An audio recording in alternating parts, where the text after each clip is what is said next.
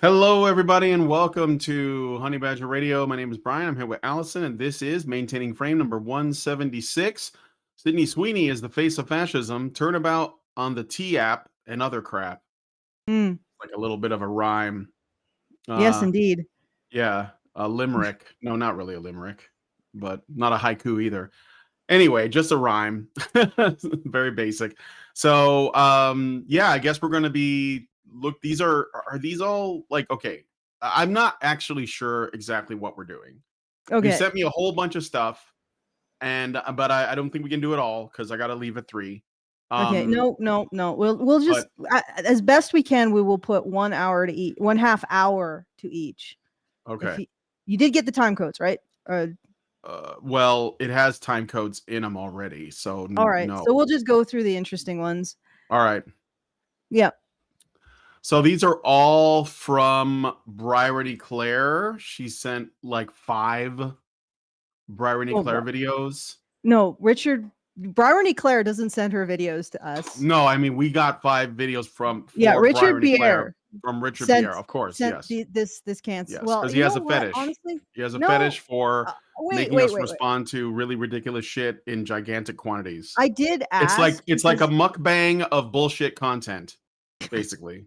yeah, we have to consume all this bullshit. But then again, we're always consuming bullshit. And to be fair, Byron Eclair is less anger inducing than the fic bitches turning the romance community, because this is a problem with the entire romance community, sort of extremely sexually aggressive, grapey ways into women's victimhood. Like we watched Yeah. them step a situation where a fantasy or a romance convention, dark romance is romance, and this is a problem with the entire romance community. They turned a situation where a romance convention had multiple sexual assaults on men and one gang grope of a man into women most affected. And I have to say that after that, Byron Claire almost doesn't rate. She's a blip. Yeah. She's just bog standard misandry. That is high powered misandry. That is high powered chaos of some kind, and responding to that has given me a new baseline for terrible watching women engage in absolutely terrible acts, disrespectful, irresponsible, terrible, and utterly callous acts of dismissal. That was just like those acrobatics were astounding. Those I don't think Byron Eclair could ever top them. So congratulations, fic bitches. You found a new low and kept digging. All right. But yeah, let's the first one that we're responding to, and if you're interested in into sending us a comment or a tip with a comment, you just send us a tip. You can just send us a tip without a comment if that is a little bit too much pressure at feedthebadger.com/justthetip. That's feedthebadger.com/justthetip. We get the full benefit of whatever funds you send, and you get the benefit of a bit more space to elaborate your thoughts if you want to do so, and a little bit of not going through YouTube's comment enhancement system, so to speak. We're also doing our fundraiser because we successfully finished our monthly fundraiser early. We're doing our fundraiser to help support our event coming up, and we do need to get that done because I want to be, we want to be able to bring Brian, we want to be able to have our venue, etc. So feedthebadger.com/events, or at least we want to be able to take those costs off my credit card. Feedthebadger.com/events, because sometimes the money doesn't come in when we need it, so it goes on my credit. So feedthebadger.com/events to save Allison's credit. And the event itself is September 13th, Calgary, Alberta, Canada. It's a venue close to the airport, so it'll be easy to get to if you're flying in, and fairly easy to get to if you're coming in from the north. Actually, it's fairly easy anyway because the big tributaries all sort of pump out into the airport area. So it's so September 13th, put that on your calendars. I know there's not a lot of time left, but I have to get the final guest list in September 9th. So please RSVP Badger at feedthebadger.com. All the stuff should be in the low bar with how to do everything. And yeah, so thank you to Richard. I actually asked because I've been I don't know. There a dearth of topics that I really could find a cover. So I was like, "Hey, Richard, do you have anything?" He's like, "Okay," and he put these Just through. threw a bunch of Bryony Claire Yeah, at you. Yeah. yeah, he just threw a bunch of. He just delved into the depths of Bryony Claire. Plus, a bonus round is this Muslim woman who just Yeah. decided that justice doesn't apply to her, which we'll take a look at. I don't know how long that is. Maybe we'll just do as much as we can stand. It's about 17 minutes. Well, there's Okay. the response video that you were sent, which is like 20 minutes, and then there's the original video, which is 17 minutes. We'll do the So I original just because I'm pulled up sure the original the response What? is probably just "This is terrible." Wow, Yeah, exactly. like that, no insight, because this is what Yeah, you guys come here for, is insight, and we're going to yeah. deliver that. We're going to gobble down bullshit and give you insight, because we are a machine that inputs clown noises and outputs reason. All right, let's get into it. Okay. So this is Sydney Sweeney is the symbol and part of the problem. So we'll take a look at some of this. Jeans are best when they're the right kind of white. My jeans are blue. As American as apple pie. Hot girls eat Arby's. My What? Oh God, Barney, do you look in a mirror? No, she is though she's one of the good women, the white women with blue eyes, because she hates herself, well, her race. She doesn't have a problem with her sex. She hates No. herself for being white, and she thinks that should be inferior. But also, Sydney Sweeney and women who appeal to men, they're bad because they appeal to men, and that's basically like what they shouldn't be doing. So, well, maybe I'm wrong. Maybe she's gonna make a much better argument than what I predict to be the typical argument. Yeah. So, all right, let's keep going. My jeans are blue too. King of summer, it's genetics. My jeans are blue too. All our genes are recessive to go along with your regressive values. And yes, I do realize the irony of like a blonde-haired, blue-eyed person coming out with this messaging in this entire video. But but you're one of the good ones. It's kind of important that someone like me actually talks about this. I'm going to catch you up in case you are employed and haven't. Well, apparently she's the best qualified person to speak on this because she is also white and blonde-haired and blue-eyed.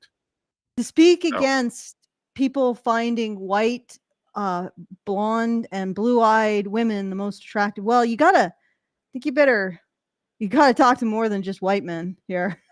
No offense. Yeah. Because there's a lot of men who seem to find that attractive who aren't white. Just saying. So maybe it's a diverse beauty ideal if you think about it. Because it's multiple ethnicities and races find this to be attractive. So it could be diversity. Like it could be encapsulating diversity. My wife's a brunette. I don't mind brunettes either, or redheads for that matter. Maybe I'm just not picky enough, but apparently I think. Well, anyway, let's see what Bryony has to say. Been following along with what's been happening. Sydney Sweeney is not the whole problem here, despite what some misogyny slop out there is going to tell you. She's been pedestaled as a symbol of what America should be, and as it turns out, is also sadly part of the problem. Wait. Okay, let me just do a red pill temperature check here. I don't think the misogyny slop is coming from the bros here. Where is the misogyny slop coming from? What sector of your intersectional squabbling hierarchy is throwing the misogyny slop now? Like seriously. Yeah. And of course she most likely blames men, and yet it is probably a sector on the intersectional ziggurat of status and dominance that is throwing the shade. I'm just saying. She probably can't say men because then she'd have to back it up. And the only thing she might be able to find would be some men saying that Sydney Sweeney is just mid, which is not actually an insult and it's not hate at all. It's just saying she's a little overrated, which I think every person is entitled to have an opinion on.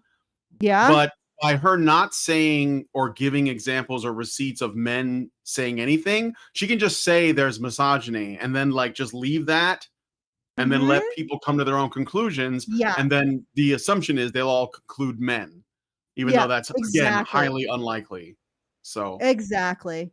Now, I just wanted to, again, feedthebadger.com/justthetip if you want to send messages, whatever, respond to what we're saying. I just wanted to say I think it's good to just do a small segment and then respond to it because that works out better for the shorts. I know it's just a little bit. So if we could keep it to like, I don't think we're going to get dinged by the YouTube comment enhancement system. I will try to only keep my interruptions to when she has completed a thought. But the problem is that for a lot of these feminist commentators, a thought is like a fire hose burst of shit. And then it's like you can't let any particle of that stand because they're starting to weave a narrative out of it. But anyway, I'll try. And I've also been told to stop interrupting you, Brian. So I'm going to also attempt that as well. Oh, it's fine. These are my goals for this. Respond succinctly, no squirreling. Do not interrupt, Brian. All right. I'm going to play some more. Yep. Republican. I didn't think I'd need to be making a video on this because Legion Miller did this amazing video right here, which I will have linked for you down below in case you somehow missed it. But even more terrible stuff has happened and we really need to get talking about it. And plus my patrons were the ones that voted for this. All right, let me just pause there for a second. So, oh, good Lord. She's responding to this because of her patrons, and then we're responding to this because of a patron. This is like patronception here. I just want to say that like when the Sydney Sweeney ad came out, there were a bunch of like, septum piercing women on TikTok making really emotionally driven responses saying, "Oh my God, this is Nazi propaganda." And that was basically, it was a TikTok video, very short. It was just them putting their thoughts out there. Obviously, a ridiculous claim. Like literally, the American Eagle company is owned by Jews. It's absolutely ridiculous. But and I mean, there's nothing wrong with having a play on words. Jeans. That's the whole thing is a pun. But because it's a white woman, that's their reaction. Okay. And because it's an attractive white woman, because I do think Sydney Sweeney is attractive, that doesn't have a problem with men looking at her, which is another thing, that's an issue they take because again, the issue is that Sydney Sweeney is siding with the wrong crowd. She is essentially okay with men looking at her. She is not offended by it. She's not necessarily championing the Me Too train. She's okay with it. And, in a way, it lets her dunk on like these women online because she is like Sydney Sweeney and not like Zendaya or whoever they would lift up, right? But so that is over. Like those short videos on TikTok of women just like yelling Nazi propaganda into their phones. Now we're getting like the long form thought pieces by academic feminists like the woman that she mentioned and herself. And I'm sure there's going to be a lot more. And they're going to be supposedly doing their due diligence to explain to you exactly why those women that were shrieking Nazi propaganda a few months ago are right. And so like, that's the phase we're in now. We're in the academic, let's, make this into an academic pursuit. Let's do studies. Let's do thought pieces, get the professors, the tenured female professors on board. And that's where we're at. So I'm just letting you know, this is where we're headed. Okay. Also, this isn't really about intersectionality. What? It's about intersectional competition between women. Because, they're the women who just had their reaction. OMG, this is Nazi fascist propaganda. And then you have these people who are like, I'm going to like write an essay and I'm going to do some diving and some research and I'm going to cite, but I'm going to make the same argument. I'm just going to take longer to do it. It's the same faulty argument, but it's the same completely ridiculous argument. I'm just going to take make it a half hour long instead of like 30 seconds. The So ultimate motive of this is intersectional competition, both on a physical level, because what do the female dating strategies women call incels dysgenic freaks? Well, dysgenic, yeah. dysgenic females are trying to compete with Sydney Sweeney, but not just on a physical level, but also a moral level. Right. So they're trying to make it so that they are the ones who are moral. Now, what's interesting about a woman professing to be moral is it's sort of a shorthand to I support the social system, the society. I support those virtues that are required to maintain a society that works. Sometimes it's not justice and equity. Sometimes it's authoritarianism, but it's basically that. It's why George Orwell made the observation that women, in particular the young women, were the most vociferous in supporting the party. It's because that they're virtue signaling that they are responsible for supporting the system. Of course, the system that Byron E. Claire and her sisters are supporting isn't really functional. No. But it does consider itself moral. So there you go. So they're trying to say to men, if you express interest towards me, you are supporting the system. And so it's not just female intersectional sexual competition. It's also moral competition, because that's critical too. It's why a lot of these women constantly project victimhood, because they want to be the moral center. All right. Yeah. Yeah, and the thing is too, this is also another way of attacking men, because remember earlier she showed all these examples, and it was like attractive women that were suggestively, I guess displaying the product, whether it was like, food from a restaurant or whatever. I think there was like a picture. I don't know if it's real or AI or what, but there's a picture of Sydney Sweeney out there wearing like a t-shirt that says Cracker Barrel on it. That's like the old logo. I think it's the old logo. And and because she doesn't have a problem showing off her cleavage, this is like something that I think she takes an issue with, because ultimately men enjoy it. And it's not white men per se, it's just men. Like men in general like boobs. I don't know if you guys know this.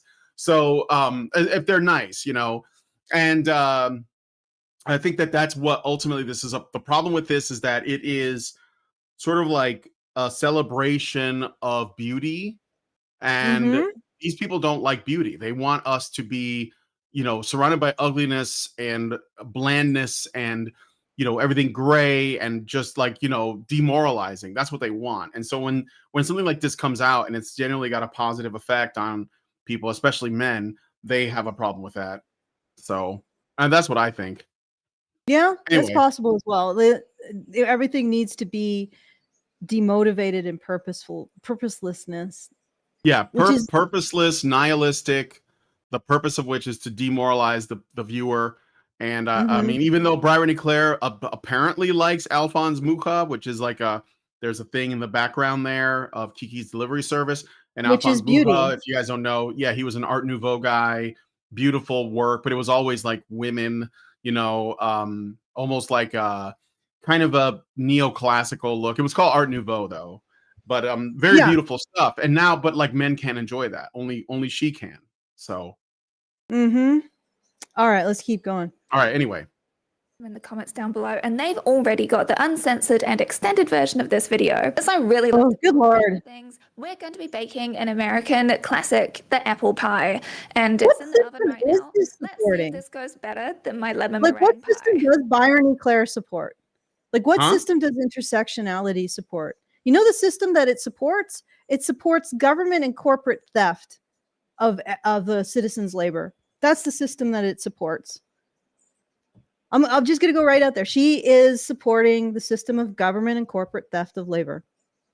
And by corporate, I mean, the government deciding there are corporations that are too big to lose, buying their debt in order to keep them afloat and all of that stuff.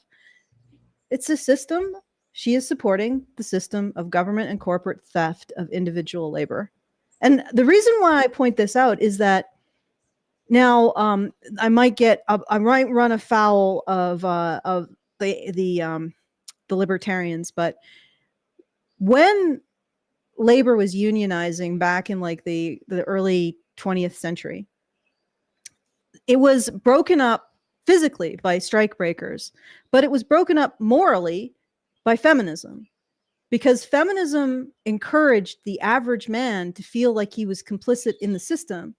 So he was responsible for the system rather than a victim of it, or potentially outside of the system and agitating for better conditions in it.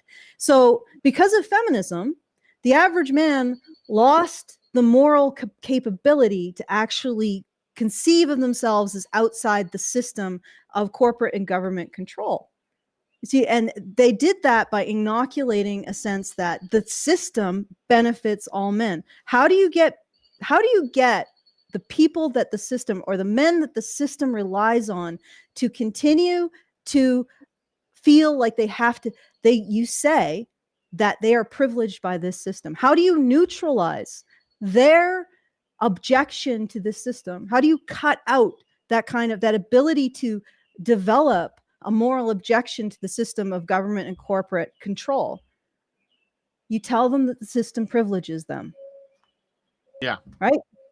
And then it's gone. Like that ability to start to see yourself separate from the system, to start to see it as a system that is not to your benefit. And at this point, it really isn't. Like there is no real capitalism. There is no real property rights when the government can print money like this. So it maintains itself by telling men that you are privileged in this system. You are not a victim of the system. And that means that any failures that you experience in your life are personal failings because you are privileged by the system. So anything you experience is not something that you can unite around to prevent. It is a personal failing. And this sort of clicked in my mind when I was watching a documentary on the Depression. And after I had read some Steinbeck, it was a quote from The Grapes of Wrath, in which a woman was telling a man that she was in charge now because he was unemployed and he doesn't get to have a say because he doesn't work.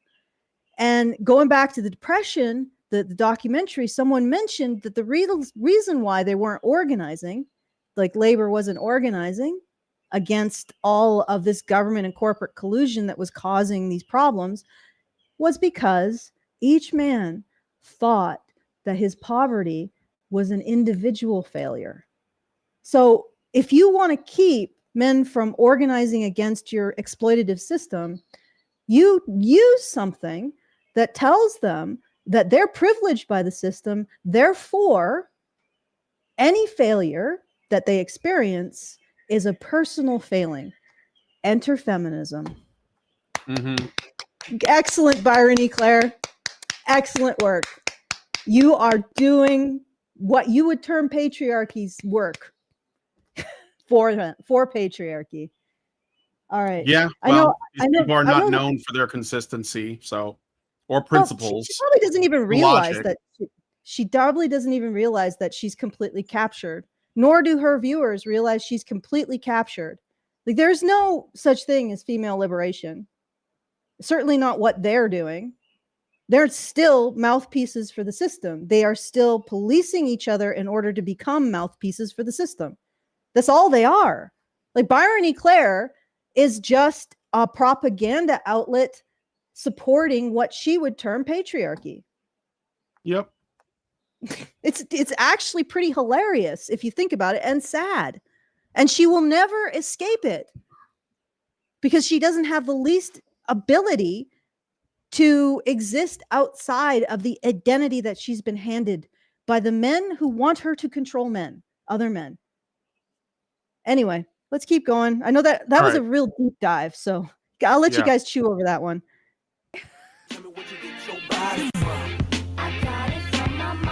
American Eagle is the company that came up with... What the heck is... Wait. Can we go back to that image that she put up? Pie. The War on Hot Women. This is a Fox News opinion piece. The War on Hot Women, Why the Woke Mob Hates Sydney Sweeney. She's definitely different than what we had. Look, I think she's pretty. Yeah, I think pretty enough that feminists would hate her. Yes. Yeah, Like, pretty enough. that's You a don't pretty have low to be bar. that pretty. You just have to be. It ultimately what it means is you don't really have to be that pretty. You just have to be like okay with men. I'm not throwing Like, shade. you I'm know. just saying that this is I mean, compare to the women that used to be supermodels in like the 90s. Yeah.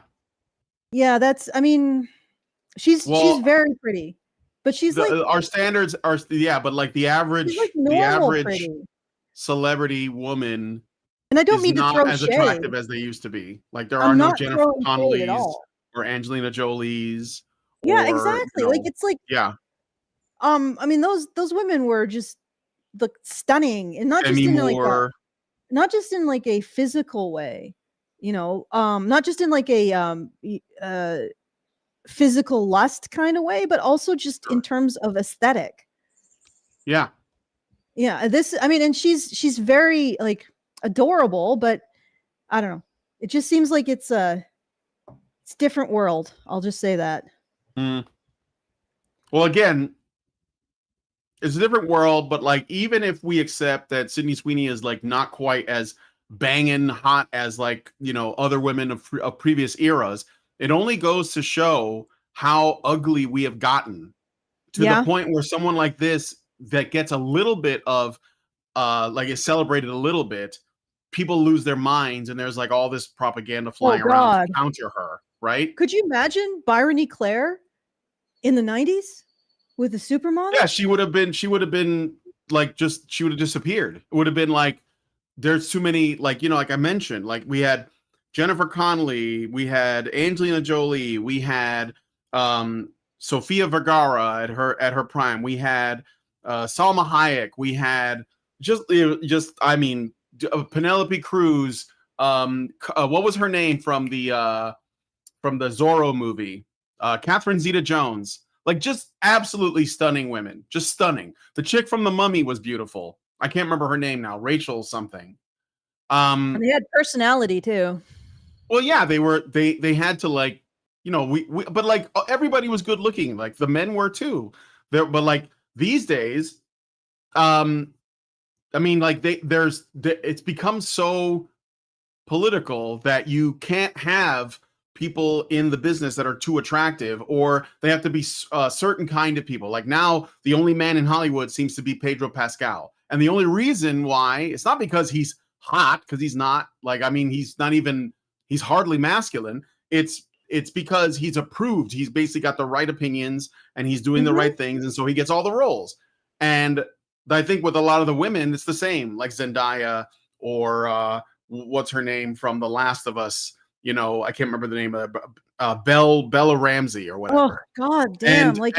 Yeah, but it's not it there. This is like where it's going, and I think that it's a uglification of everything in our culture. Like, I mean, if you Yeah. look further back in like to the old, so like the old movies, everybody was attractive and nobody had a Mhm. problem with it. We wanted to see attractive people on screen. Like Exactly. Audrey Hepburn was gorgeous. She was like a button. And Mhm. a lot of the other, Victoria, I think her name was Vanessa She Lake or also Victoria represented a Lake. big change Yeah. in the kind of beauty standard. But always like there was this emphasis on glamour and and personality too. Like the further you go back, the more personality these actresses had. Like that what I mean by Alicia Cuthbert. That was the hottest fucking Canadian Mhm. ever. She was on 24. And The Girl Next Door was a movie. I never saw it, but I know she was in it. But anyway, Yeah, but they it's all a had movie. like they had presence and personality and they could sort of Yeah. command a room and you want it like what I've noticed is in the current media almost every character except white men are boring. They're just Mhm. awful because they don't do even the white male villains are actually even more sympathetic and interesting. Write them. And They put more work into writing them because they're trying to yes, like put out this because they're narrative about them being evil, but they end up becoming interesting because yes. they don't play it too safe with them. No, No, they don't. They don't have to play it safe. And they can Mhm. make commentaries on things, and they can have them go through trials and difficulties, and there's more stakes to their moral decision making. And then this is the other thing that I sort of put forward with the writers group. When they do male characters, the white male characters in particular, but if there are no white male characters, then it defaults to the nearest male. If there are no straight white male characters, cis white male characters, then it defaults to the gay male character. And if there are no gay male characters, it defaults to the trans man. And if there are no white male characters, it defaults to the black man to be the one that drives things forward. I don't know if you've noticed that, but I don't watch new media anymore, so yeah, it's intersectionality thing. yeah, I know. I started watching Zardoz, which is something. Yeah, it's actually a lot of fun. Zardoz, I find anyway. Zardoz with Sean Connery. If you've ever seen it, is bad. The gun. That was definitely a product of its time. I think everyone on the set was on drugs. But you have to look at Zardoz from like a kind of spiritual symbolic. Penis is evil. Almost like a male and female alchemy symbolic kind of thing that they were doing there. I find I go to bat for Zardoz. I go to bat for them. I'm gonna finish it. Although I question putting Sean Connery in he's got enough body hair that it's like another outfit. Yeah, it's like but red thigh-high boots and like the bandoleros. The bandoleros and the short shorts. Yep. No, it's a straight up like banana hammock, tied on. Yeah. It's not. Anyway. There's nothing to the imagination, but not a lot. Okay, no. So, but going back to my point, because Zardoz is not my point. But when they have male characters, they have to justify that male character's existence. So he has to be doing something. He has to create stakes. He has to advance the plot. He has to have some interesting character arc or quirk or something about him to be there. The token characters, you don't have to actually think, oh, well, why does this token character here? Because you know why they're there. They're a token. So the male characters, the writers have to say, okay, I have to have a reason for this character to be here. All right. And then they end up being important to the plot. They end up having interesting character development. And I saw that with Ironheart. The most interesting character was the son of Jebediah Stane Obadiah Stane. Right. Yeah. He was the most interesting character. I never watched character. it, but that's what I knew that was going to be the case. Oh, yeah, definitely. And it's like they can't help themselves. I think that's one of the things. They know why the tokens are there because they're tokens. But the white male character, he has to be there for a reason. And those reasons make him more interesting. Mm-hmm. Okay. But yeah, we went on a big tangent. Going back to this, I have no idea where I started now. Sorry, guys. The squirrel has Sweeney's looks, and I was just trying to say that, like, basically our standards have declined because we have excluded everything beautiful to the point where if someone is, I'm not saying she's not attractive, but I'm saying that she has become the peak now. It's like her and Anna de Armas. It's a little lower. But the other thing is that they weren't just beautiful in terms of their looks, but they had a very a big presence. And as you go further back watching movies, the female actresses have bigger and bigger presences. Like you were talking about the woman in The Mummy. She isn't just pretty. She's got a lot of character. And she really commands the scenes. Going further back, you see that more and more. So the female characters could stand toe to toe with the male characters. And now you don't see that anymore. Everybody is bland and boring except for the male characters because they have to be better and have more going on to even qualify for being there. So that's what I wanted to say. And I think that's an element of this loss of beauty. It's not just physical. It's also this kind of, I don't know if it's a beautiful quality, but this kind of entertaining quality. I think entertainment could be considered beautiful too. But it's just these women were entertaining and they knew how to command attention and how to keep it.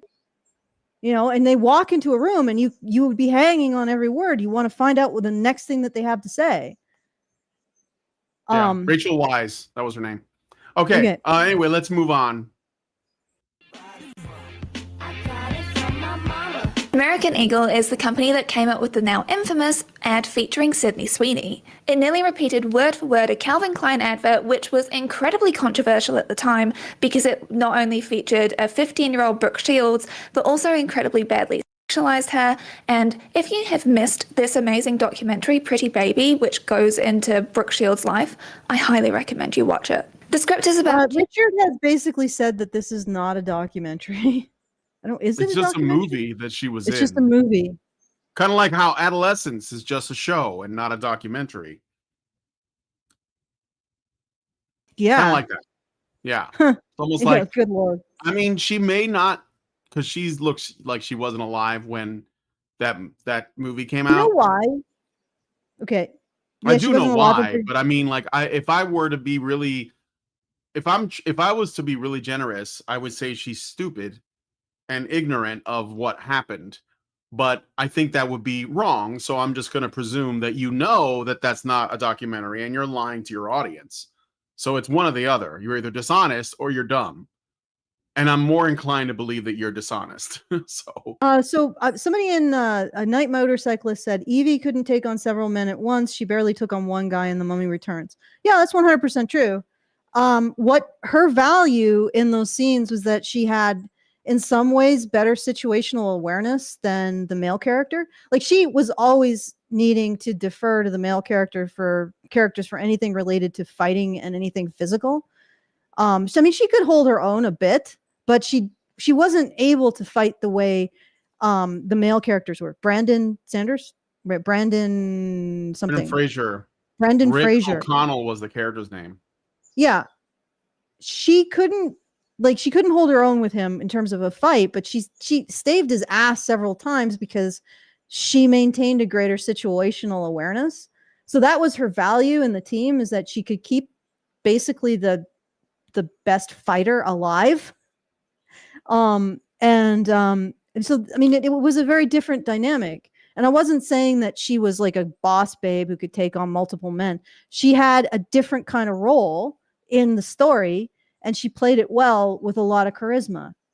And this is something they kind of did that in the second movie, though. Like, look, I'll say this: I like both movies, but Mummy Returns was definitely trying to like turn Evie into more of a badass. Because in the first movie, I don't like to use the word damsel, but she was more of she wasn't a combative character. She was an educated character. She was a librarian that got swept up in this because of her passion for, her passion for the topic, right? For ancient Egypt. And so she gets swept up in this adventure, and it's good because it does make her very appealing. It's a little weird that she takes her glasses off about halfway through the movie and never needs them again in the first movie, but it's one of those Hollywood things. I know Stephen Sommers likes the old Hollywood. That's why his movies has that sort of feel. But in the second movie, they made her like a descendant of like a warrior queen or something. And that I think that kind of like was a little bit cringe, because then like she was recalling how to fight with like, weapons, and I don't know that. But yeah, again, it didn't she didn't overshadow anybody or anything like that. It was just a little bit cringe. But I will say this too: in the first movie, one thing I did like is that her curiosity and her interest in the topic is actually what starts the story.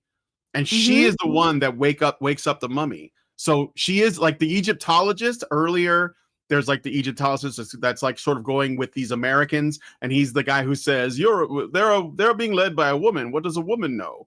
And we're all supposed to find that to be like sexist and everything. I think it's hilarious, especially because later she is the one that fucks up and like wakes up the mummy. And he's like, "You must not read from the book." Like, he was the one who knew you're not supposed to do that. He dies, but like he was right.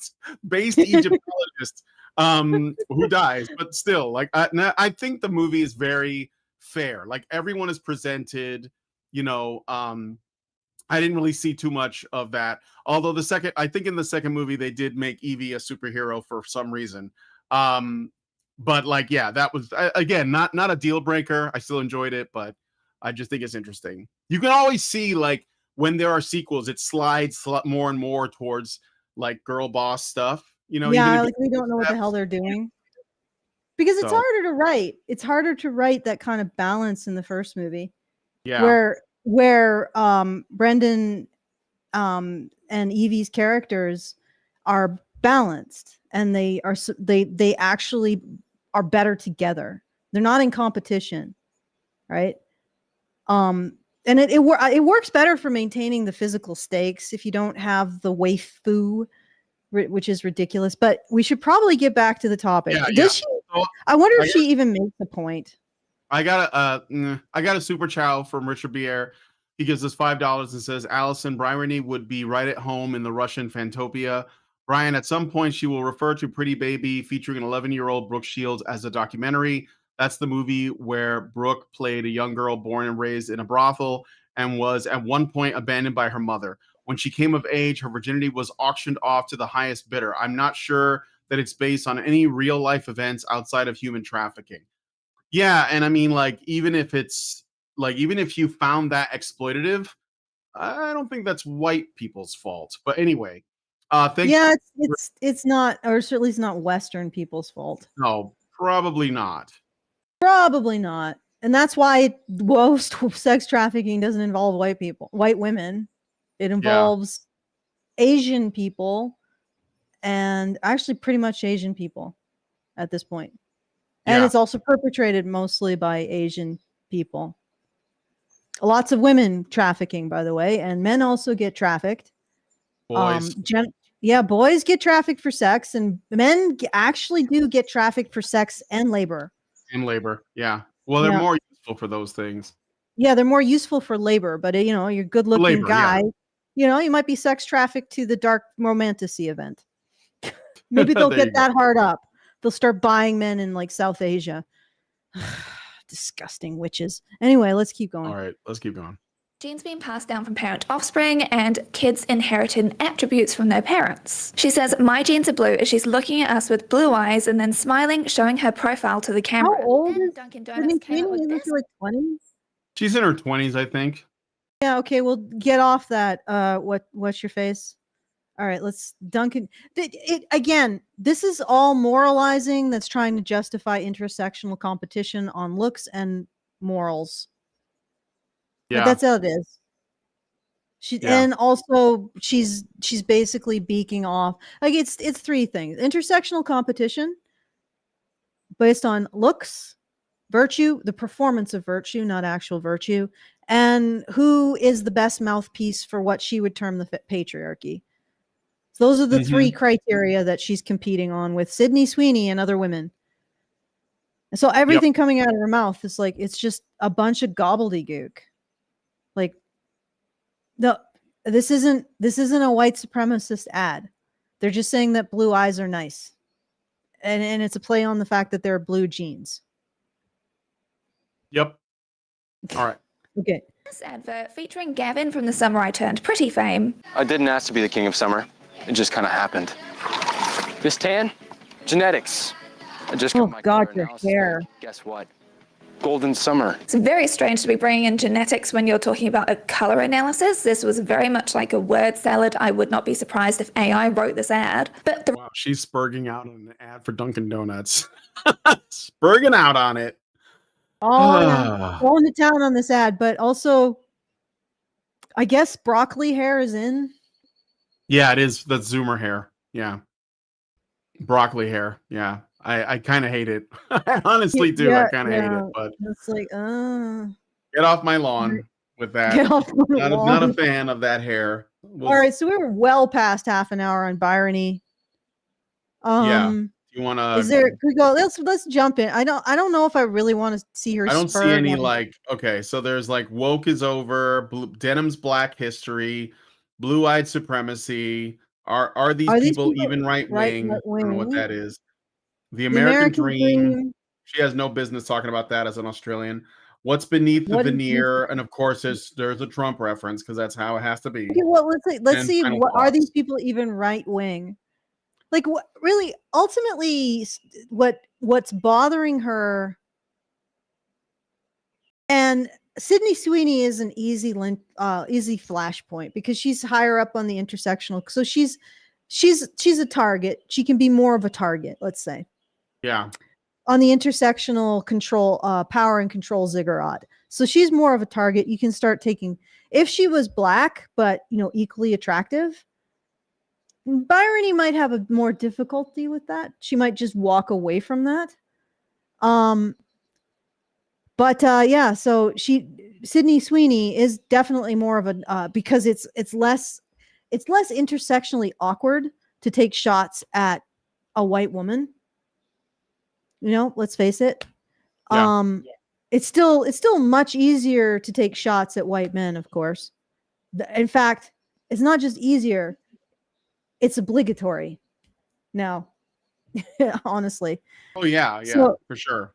Well, I think what Bryony also doesn't. The thing is though, with I think these people like Bryony Claire and all the people that we respond to often, they used to be the culture, or at least they believed that they were. They used to control the culture. They used to drive it. They used to point.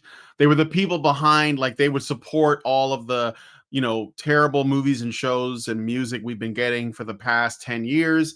They were the ones that decided like what was okay to play and what was okay to watch, or they would just make it themselves. And now there's pushback. People are like not supporting it. Films are, like basically just crashing and burning in spectacular fashion all over the place. And they're losing control of the culture. And the corporations, the companies that make this stuff are responding. Some of them are responding to this. Like Disney has recently been saying, well, we have to figure out a way to get those Gen Z men to watch our content. Apparently we've alienated somehow. We don't know how that happened. And of course they're scrambling to figure that out, because at the end of the day, as we in Gamergate have said, you hit them in the wallet and it doesn't matter. Like they can be as bigoted or whatever as they want to. They're just going to go broke. And I think that what the response from some companies to be like, okay, let's put pretty people in our commercials again. Let's change it. I saw a Gillette commercial the other day where it was just a man shaving in the mirror singing the theme song, and there was nothing else, and that was the ad. And I was like, that's interesting. Like, where's the black guy stopping you from talking to that girl? Like, where's the toxic masculinity? Well, because it didn't work. They lost money. And so now they're trying to like stay afloat, and they're going back on stuff. And people like Bryony Claire, they hate that because it means that they no longer, or at least they feel as though they're losing control. I don't think that it's as bad for them as they think it is. I think there's a lot of wokeness in these corporations and everything else, but I think they're trying to scale it back because they don't want to lose money. Cracker Barrel, like I said yesterday on the news show, they changed their logo and they got so much flack for it that they changed it back. So they're like, okay, we're not going to do it. This is a good thing. This is a W. So I think Bryony Claire is trying to problematize this because she doesn't like the fact that the culture appears to be slipping away. So anyway, Allison, did you want to say? Oh, Allison stepped away. Yeah, I just had to. I'm going to reduce the sound of the birds in the background for you guys. I couldn't really hear it. I don't want to trigger the autists. There's somebody. There's somebody who's probably having an autistic meltdown because of the sound of the birds. Yeah. No offense, I tease because I love. All right. Yes. Also, there was one other thing I wanted to say. Probably Bryony Claire does not consider black woman, no matter how attractive, a sexual threat. Yeah, maybe not. Yeah. I mean, otherwise she wouldn't be responding to Sydney Sweeney, right? No, she would. If this was an Asian woman, she would. And she'd be talking about fetishization of Oriental, because she finds Asian women sexually threatening, and she finds Sydney Sweeney sexually threatening. Even if she's a lesbian, there's still vanity there. I don't know. I think, is Bryony a lesbian? I think she is. Good Lord. Bryony Claire, is she a lesbian? Claire? Yeah, I'm pretty sure. Oh, she's queer, I think. Which means an identity without an essence, which means that doesn't mean you can't pin me down. Men. Yeah, but the sexual competition is not necessarily about being sexually attracted to men. It's about getting attention and getting Yeah, I know. validation. She probably doesn't regard Sydney Sweeney as a threat to her getting validation. She probably, well, she regards Sydney Sweeney as a threat to her getting validation. She probably wouldn't regard a black woman getting attention as a threat to her validation. She would regard probably an Asian woman. See how this works in terms of intersectionality? It all is in relation to who threatens white women's sexual attention, like sexual monopoly. Okay, so it allows white women to attack other women. It allows white women to attack Asian women because those are threats. But they don't attack black women because they're not a threat.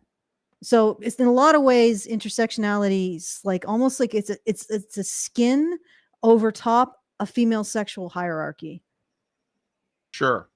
All right, I'm just putting it out there. You guys can chew over that and see if you can find anything of worth in it. All right, let's play Byrony more. has a male husband. Yeah, she does. I just remembered that. She mentioned her husband on Good luck another to him. video. I don't know. They probably have an open marriage or something. Or alternatively, she's his pony girl. Yeah, maybe. He straps a saddle on her. Yeah. Sorry, she's what? She could be his mop. You know what a mop is? Yeah. No. Okay. A mop is a girl who pretends to be dating a gay man so that he appears to be engaged. It's like that's like a beard. The name of that is a beard. Yeah, it's like a beard. Mop. Could be. I've heard gay men call it a mop. They jokingly. With feminists, it's a toss-up because like you bring. They're like a prop. That's what it is. You bring them to the gay bar with you. I don't know. Like they're friends. Yeah. There's nothing going on. It's not because he's like hiding in the closet. It's I don't know. They just call like women who hang around gay men and go to bars with them. They call them mops. A lot of times the mops want to get it on with the gay men. They think they can like turn them out too. But anyway, okay. So what I was going to say is that the thing with feminists is all of this independence is a performance, and it's a performance in order to extract resources from the system, from men in power. When they get home, and like a lot of them are married, and when they get home, many of them actually engage in a very submissive lifestyle. They're not actually like, you're not seeing people who are naturally have a spine or actually are able to assert themselves in their own person. You're seeing women who think of all of this as a performance in order to get stuff. So it folds pretty quickly. A lot of these women, like, they're into things like gore and extreme submission and dark, that's what dark fantasy is. And I'm guessing that dark fantasy and feminist is almost, the Venn diagram between the two is almost a circle. So I'm saying that feminists are not what they appear to be. So she could be getting regular spankings from her husband. Who knows? And not like with a cat of nine tails. Let's keep going. All right. Are they watching? Yep. Are they buying it? So are the stars of these adverts even right-wing? Like, why is there such a celebration happening for them? Gavin from The Summer I Turned Pretty, he liked a tweet which said, when you find out she's unvaxxed, not a feminist, loves the Lord, and aspires to be wife, mother, and a homemaker. And he's also very devoutly Christian. So people have tied all of this together. However, he hasn't said whether he supports Trump or not. But from our Womanosphere video, you may be remembering Paula Scanlon. She tweeted this. He's also being cancelled for being MAGA. So maybe he is, maybe he's not. We don't know. Okay, all right. So all of a sudden, like the qualifications for her hating him or being right wing, like even if he checks all the other boxes that she claims fit, now she's like, well, we don't know if he supports Trump or not. Like, what is this world? What is this logic? Why do you care so much? I know why. Sorry, go ahead. Because it's moral. It's virtue signaling, and they are virtue signaling to the people who, well, the men who have the power of the money levers, basically. Like, she's basically a handmaiden to how to term it, a handmaiden to the system of stealing labor from other men to give to her. Mhm. And she basically worships the men who are capable of subjugating other men in this way, or being close to the system that does this, close to the levers of power. I'm throwing out a lot of stuff. I'm trying to explain this. It's sort of a difficult concept, but it's like there are two sides here. One side is the side of what gives money its value, which is the productivity of the individual people. And that's maintained by family. It's maintained by producing children. It's maintained by buying a house, creating a family, creating a community. This is what creates a situation where people, men and women, mostly men, are willing to exchange goods more and more and more. And as the velocity of good exchange increases, you need money to keep track of it. And now you have the ability for certain people to control that money, because they are the ones who are responsible for creating it somehow, if it's not based on precious metals, right? So they create the money, and now they can actually exploit and control the system. So the two groups of people, right? The real division is who has an investment in creating the value that makes money worth a damn, which is the ability to create a peaceful system where people want to trade and have surplus. And that is a stable system. That is a stable system with families and communities and everything else, right? The breeding colony, as I term it. And then there are the people who control the means by which the distribution of the breeding colony is kept track of. So you distribute goods within the breeding colony, and there needs to be a way to keep track of it, so that, like, some kind of system by which people know how much to buy, how much can be bought, and like by which people know how much labor people have put into the system, therefore how much labor they can get out of it. That's where money comes from. And then you got the people who control the money.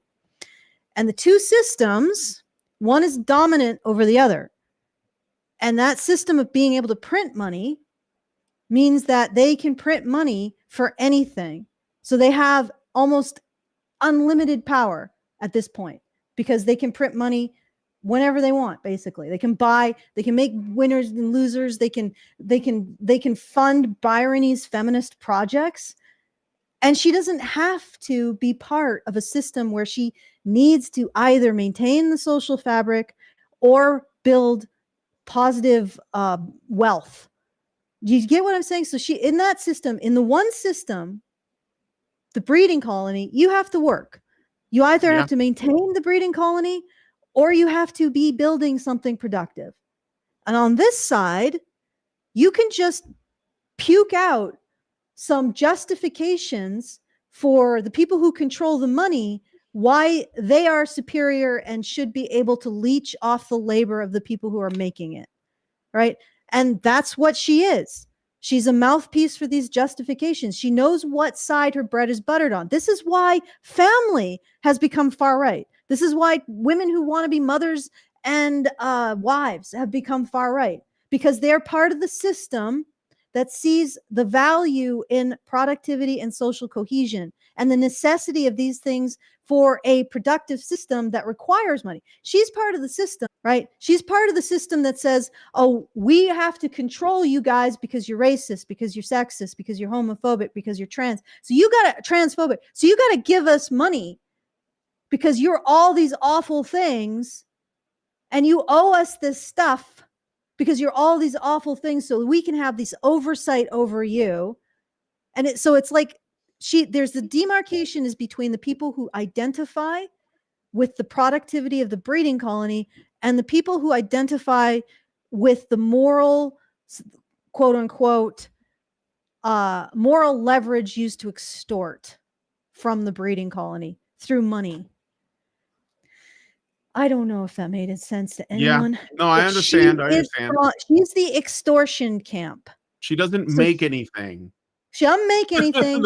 All she makes is excuses for Yeah. powerful CEOs and politicians to collude to steal stuff from other people, from mostly men, but also working class women. That's what she is. She is a mouthpiece for the system, justifying and farting out a cloud of justifications for this theft, for this extortion. And this is another thing that sort of clicked in my mind when I was listening to Disney, of all places, and they were talking about how they gave a seminar to their white employees about how their white privilege gave them more money. And I'm like, so this corporation who decides who gets paid what is blaming his white employees for their own decisions. What? Yep. Right? And this is just one instance of how they use this narrative to maintain the system. And I mean, all the commies and all of the socialists, they don't even realize that they are actually a part of the system that they supposedly despise. They are on the extortion because they say, oh, well, if you are disabled, but somehow it doesn't really seem like the disabled people still suffer even under, so even in Canada, like you're more able to get MAID than proper living assistance if you're disabled in Canada. Like it's insane. And all this money is going to migrants. So, but they're on the side of the extortion. They're on the side of justifying taking it's not money, it's productivity, it's people's labor. They're on the side of taking people's labor and applying it to, well, giving it to the government to distribute. And of course, who does the government end up distributing to? Corporations and welfare moms, because they and anything that creates single motherhood or single women, because they continue to vote for the extortion system. Okay. And everything that'll end up on the far right side will be anything to do with being productive, developing community, anything to do with productivity, labor, community, cohesion will always end up on the far right side. And everything to do with excusing why you get to extort productivity and labor from the breeding colony will end up on the left side. And I say this as a former liberal. I don't know what I am now. I'm politically orphaned. That was my beliefs and causes were eaten by the left because they are a machine that turns virtue into extortion. And anything like my thing was that people should be judged by their individual merit, right? Not by the color of their skin, their sexuality, their gender, even their sexual orientation, whatever. They should be judged by their actions and the consequences of those actions, insofar as what those consequences were and they decided them, that's how people should be judged. And they should be afforded the consequences of their actions. That was my liberal principle. Full stop. And it was eaten up and extortion was shit out. All right, let's Sounds far right to me, Allison. But anyway, let's move on. Now. Yeah, it's far right. And you know what? Just embrace it. Okay, I guess that's what I am now. It's like when they call you a fascist, you're like, okay, I guess so. Now what? Because it's all language and designed to control you. What you have to do is you have to own it and be like, okay, I guess that's what I am. Anyway, I'm going to move on with my life now. And your language, your shaming is not going to work anymore. But anyway, let's keep going. WNBA fame, we also don't know exactly where she stands either. She's apparently followed very divisive people on the right on social media. People have accused her of being MAGA Barbie, and in response to this, she decided to share a photo where she's wearing a red hat which says "Hot Cowgirl Summer," which could be a nudge nudge wink wink joke because it's like, off. One of you, but I'm not. Look at her policing. Yeah, this is just like in It's so Intrasexual. like mean Intra- girl shit going on. Like she's not one of us anymore. She wore a red hat. She's not a mouthpiece for the How system. petty can you get? This is so petty. She doesn't support government and corporate extortion of labor. She How says dare? she's hot. You can't do that and be blonde and white and blue-eyed. That's for the diverse women that are ugly. You have to celebrate them. You have to celebrate Gorlock the Destroyer, Devourer of Worlds, and say that Gorlock is a 10. That's the only way you can celebrate attractiveness. You're not allowed to do this. This is unfair. You're bad. Anyway.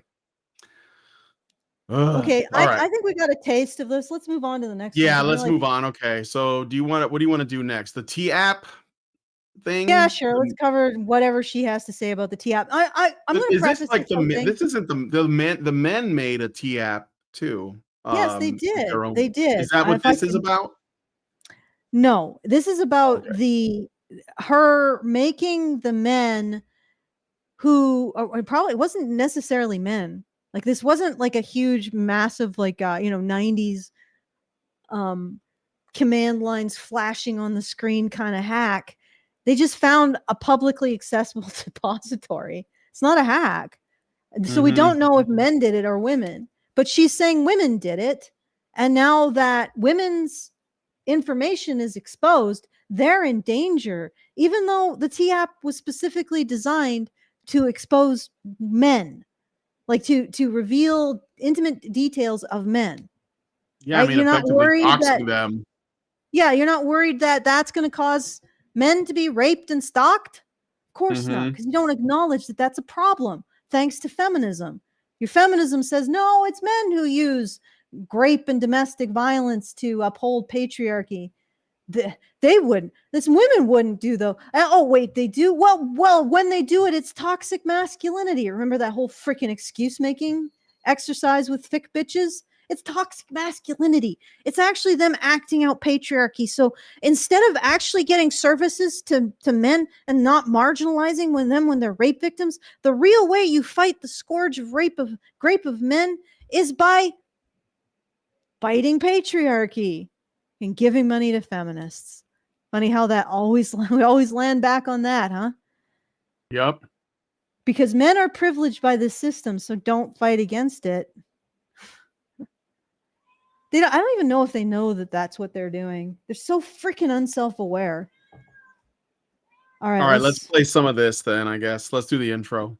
The T-app was designed as a way for women to be able to warn each other of red flags of guys they may be dating or have dated in the past. It became #1 on the US Apple App Store. I just discovered this app called T, and I need every girl to download it so that we can get more information and more data onto this app. Review men, they upload a picture of him and they say, does anyone know him? Red flag, green flag, leave reviews, leave comments. And it's basically like a Yelp for men. Okay, so I'm gonna jump ahead because we know what the T app is.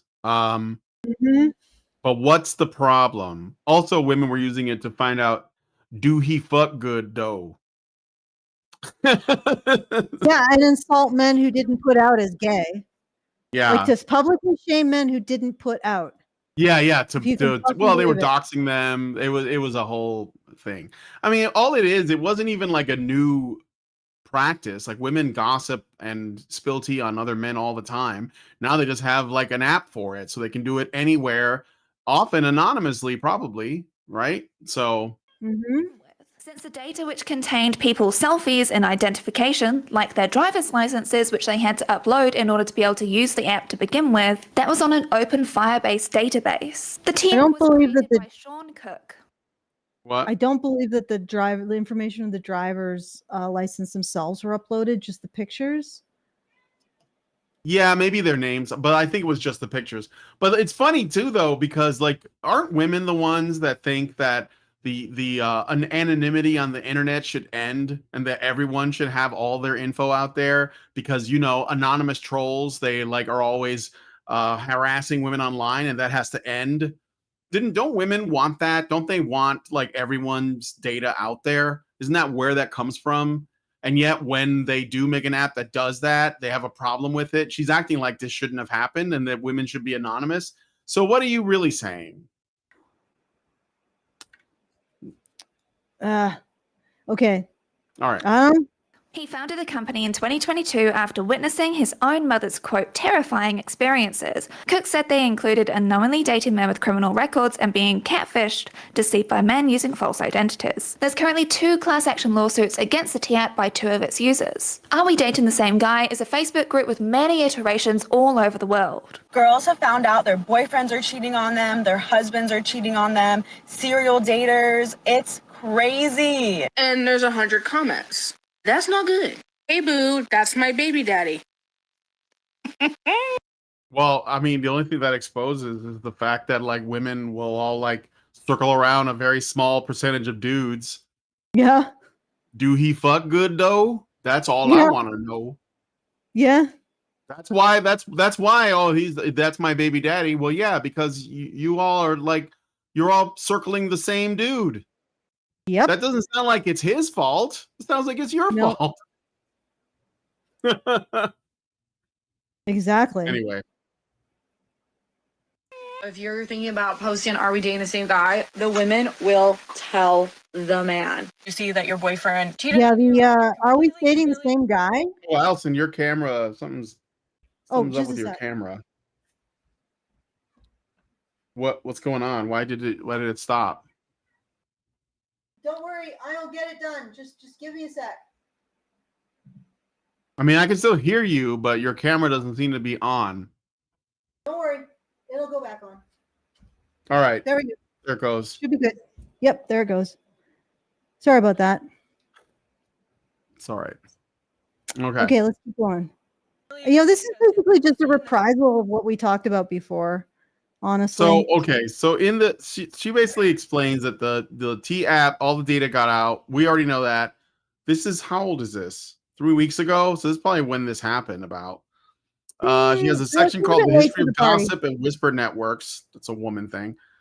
She's a bit late to the party, I think. The dating apps and police don't care about your safety. The good and the bad. The male rage. Do you want that part? Male rage? Yeah, sure. Let's go for male rage. Yeah, men don't like being doxxed and lied about and slandered and probably also stalked by these women. How dare they? How dare they be angry about that? Yeah, how dare? How dare they be concerned about their safety and reputation? Yeah. Situation or lie on these. Like, I don't think that stuff goes without risk. And one thing which deeply disappoints revenge-loving Scorpio me is women attacking each other when it turns out that their guy has been cheating on them. This is not where we turn on her. This is where we turn on him. This is where we have collective action, babes. When it comes to providing collective action for something that's so not she's saying they illegal. should be angry at the man for cheating. What if those women are under the delusion that they're in an exclusive relationship and the man is actually seeing other people? What if the man actually told them, I'm not settling down with anybody right now, I want to play the field, because he has access to multiple women? He's just like rather be upfront. But those women insist that that's not actually happening and that's their man. Yeah. Because that happens all the time. Yeah, it does. People often get angry that there's no proof of abuse. Yes. Because if you're going to accuse, that's actually illegal, or at least it's the civil. Somebody can sue you if you allege they engage in a criminal action, right? Or actually, I think it's if they are convicted of something. But this is slanderous. People get angry that there's no proof of abuse. Proof, because Byron E. Claire thinks a woman's word is proof alone, but not a man's word. Oh no, only women have divine truth. Yep. Oh, good Lord. And she's going to support complete erosion of due process for men. Ultimately, due process for everyone, because that's the way it goes. Because she believes that only women can be believed. Okay, let's keep going. All right. Of abuse. It's a really hard thing to do, as I've talked about this whole time. Like, how are you meant to prove all of that stuff when police don't even believe people when they come forward as well? Bullshit. Police will like show up at a woman's house and kick the shit out of her husband, or at least take him to jail for the night if she says she feels threatened without any they'll evidence. do it if he's abused. All I'll say is police are more likely to side with the woman. like Yeah. in bog standard by 100%. 100%. Which is why men who are abused, it's a coin toss. It's worse than a coin toss, whether or not they'll be arrested or their abuser. Like, good grief. But again, she's a mouthpiece for men are privileged by the system. Therefore, if you have failures in the system, it's your own fault. She's a mouthpiece for that. Well, she wants the system to always work 100% of the time for her, Of course. not for other people, like not for men, basically. That's why she says, why should we have to prove anything? Well, I don't know. Because false accusations exist.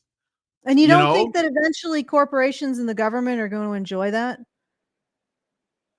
Like, once you completely disassemble the criminal justice system, and it doesn't even really apply to women at this point in time. They get so much sentencing discounts and whatever else. But once you disassemble it for men, who do you think is ultimately going to benefit from that? Huh? The very corporations and governments that you don't despise the government. Even you don't even see the connection. Like, I was just listening to a commie. It was actually pretty hilarious. He was talking about how the banking crisis of 2008 was caused by deregulating markets. And then he described how the government stepped in and gave socialism for corporations. And then basically he's like, but we need more government because this was the regulations that created the crisis. And the crisis, it would have solved itself if the government let the corporations that engaged in those risky practices die and be a example to other corporations to avoid those risky practices. Instead, it stepped in and said, too big to fail.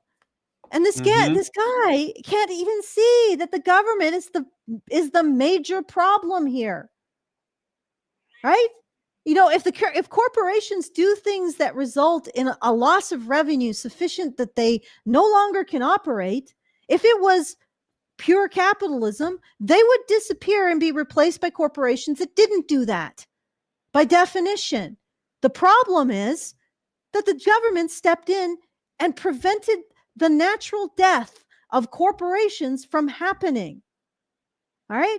And it's like they can't see it. As soon as you point out that the government is colluding with these corporations and constructing this gigantic economic fatberg at the top of everything, right?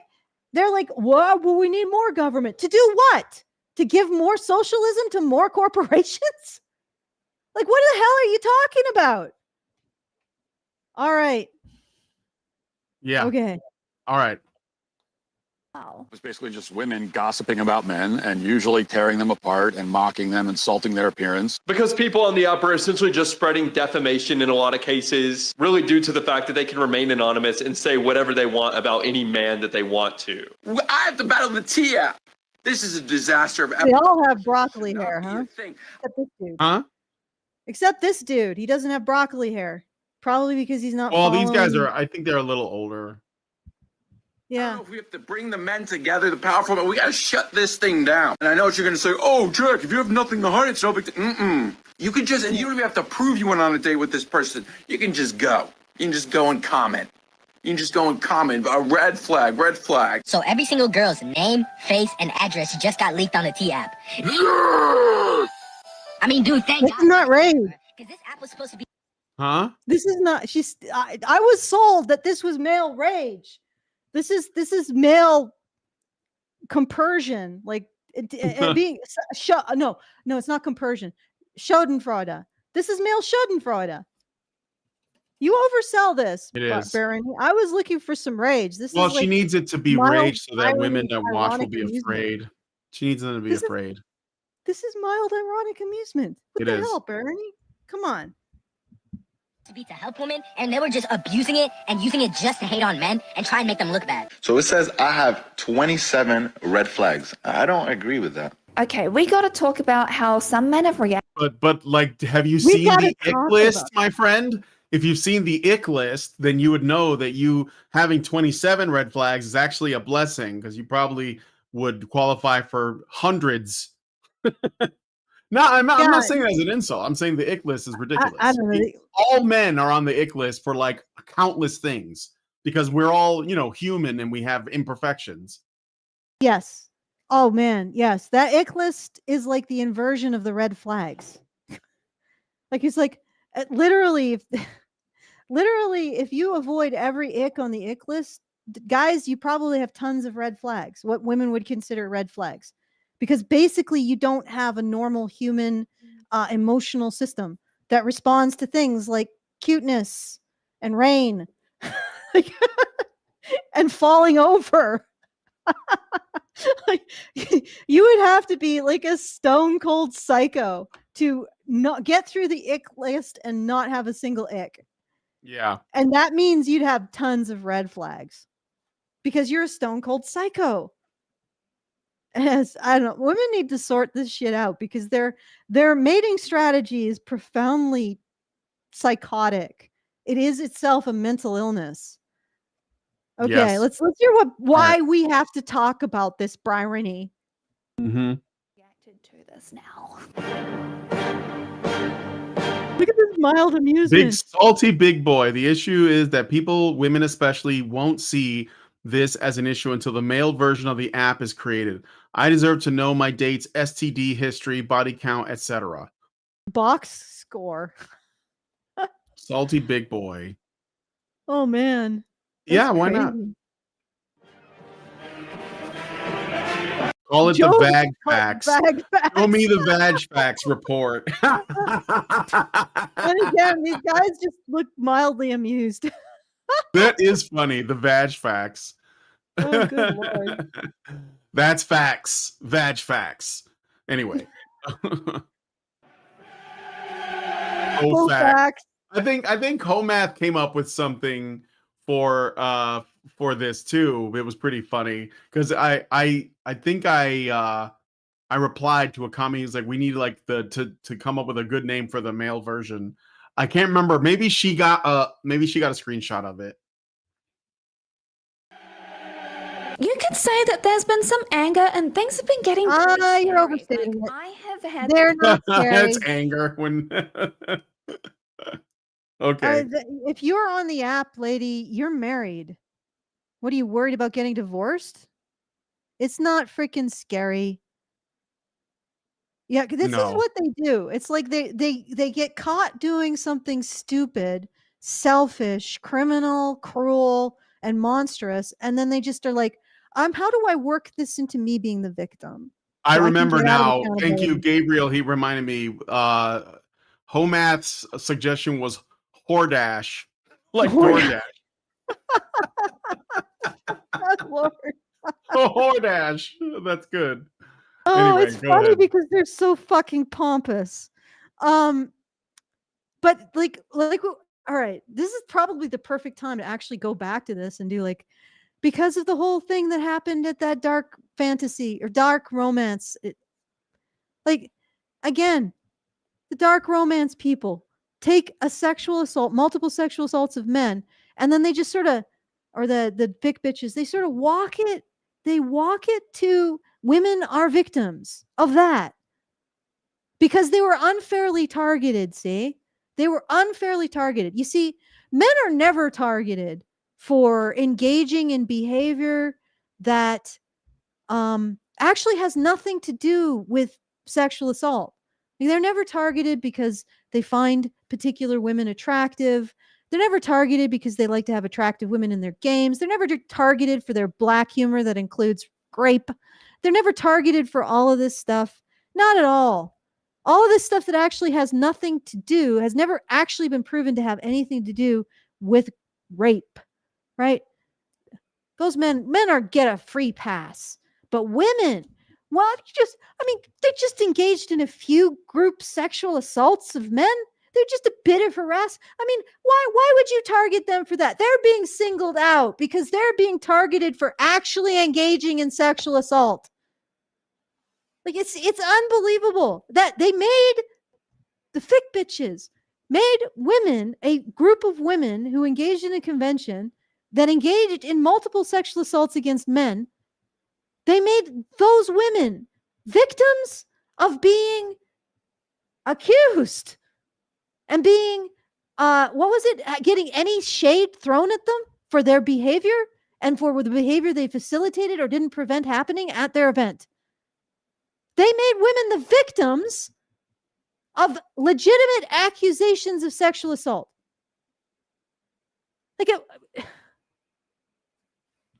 And now she's making women victims of being part of an app that doxed, harassed, slandered, probably encouraged some women to stalk men. Right? That women are victims of that, of their information being leaked. So far, there has been no confirmation of any woman getting harmed.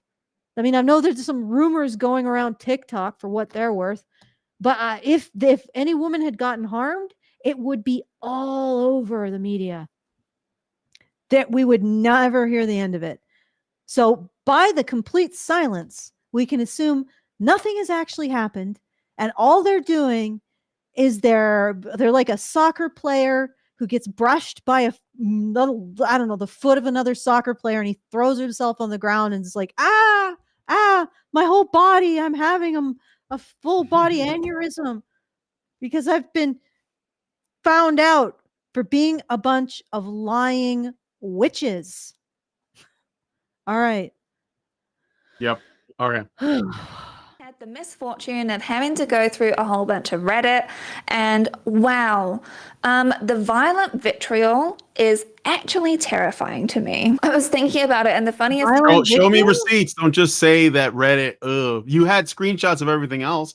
I mean, I don't go on Reddit, but it's mostly because of people like you. So the violent I want to know vitriol, what the other side of this is. As women engage in doxing, slander, harassment, like there was also harassment of men. Like there was a dude who was on that app because he didn't put out, lady. Yeah, he worked at a Waffle House or something. No, he worked at an Olive Garden, and he wasn't interested. Olive Garden, that's right, Olive Garden. Wanted to keep it professional, and these women were gossiping about behind his back. Everybody apparently was fucking everybody at the Olive Garden, except for him. And he didn't want to be a part of it, and so they were like, he must be gay, and they were like talking shit about him on the T app. Exactly. Like, what the hell? He was being based. Yeah, he was keeping it clean. So yes, there's a lot of crap going on that app. And look at that slight grin there, Byrony. This is the look of a liar. Mm-hmm. Guys, just look at this. You know, when something bothers me, when I feel a genuine injustice, I don't look like that. You guys have seen me. Like, remember freaking Monday? I lost my ever living shit. I was so angry. I don't think, oh man, like what? Could you guys, when you're talking about something that's so horrible and terrifying, could you just not have that gigantic fucking shit-eating grin on your face? I mean, it's not gigantic right now, but I can see it forming. Let's keep going. All right, let's keep going. Thing to me is like, what comes from misogynistic men so often is like, just pick better men. And it's like, well, these whisper networks are used as a way to like be able to weed out bad ones. So then you do. No, they're not. Matt Walsh is married with many kids. Not a bad guy, I guess. At least not according to his wife. Probably doesn't care that you approve. I don't know who this other guy is, but he's probably doing just fine. Yeah, he's probably doing fine. Yeah. Pick better men. No, yes. Be better women. How about that? Be better women. And the TOP was not about picking better men. Okay? If it was about picking better men, the dude who kept it clean in the Olive Garden would have had green flags. And here his coworkers, his female coworkers, would like, I found it extremely refreshing to work with the man who kept it all professional and treated us with respect as fellow colleagues. And I think this man would be a good choice for someone as a boyfriend because he keeps it in his pants. He demonstrates appropriateness in terms of his behavior. He demonstrates impulse control. He demonstrates the ability to treat a situation with the respect it deserves. I think this man is husband material. That's what would have been on the T app, Byrony. But what actually was on the T app was, is he gay? This guy's a fag. He didn't put out. What a fag. Like, are you fucking kidding me? This had nothing to do with picking the good men. It was all about picking the bad men and harassing men who didn't put out and harassing men no doubt for other things and slandering men. Does he fuck good? It's just, ugh. Yeah. Well, this is what happens when women aren't held to any account. At least for some women. Like, I think there still is an amount of women who just want to get on with their lives. Yeah. Okay, should we play some more of this? Sure. And they don't like that either, right? Earlier this year, Nico D'Ambrosio filed a lawsuit. No, Byron, no accountability there. They don't like it because that wasn't what it was. Like I just said. Yeah. Okay. For an Are We Dating the Same Guy group, which he said invaded his privacy and was defamation, claiming what was said about him was harming his profession. Both claims were dismissed. You remember the T-app leak that I talked about before? Not only What? So they were dismissed. So he was dismissed. So I guess in her mind that means, oh well, it didn't happen because they threw it out. But it might have happened, and maybe they just didn't give a shit about this guy's claim, and they threw it out anyway, which I believe is more likely the case. Yeah. So these kinds of lawsuits are incredibly difficult to prove. Anyway, let's keep going. Yeah.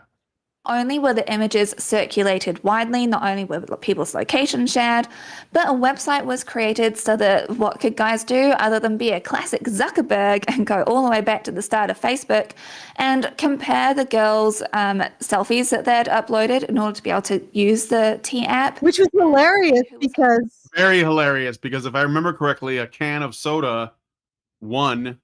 No, it was a potted plant. I think in a dog. There was a pot. No, but it kept moving around. But there's a dog. It kept moving around, but a can of soda. The first, some creatine or something. And there was a couple of dudes. Yeah. There was like I'm sorry, Byrony. If you actually looked at it, the first page was basically just random shots of furniture, a can of Coke, a plant, a dog, and some dudes.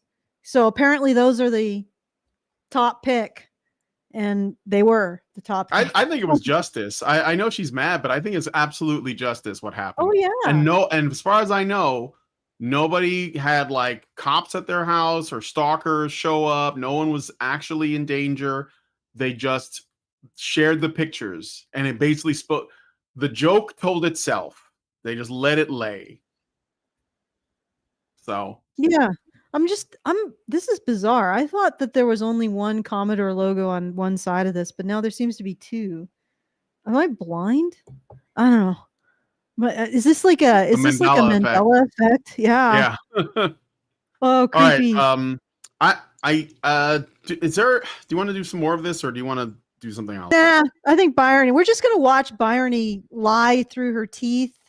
Yeah. Give off micro grins as she's doing so. Okay, so like it's 2:37.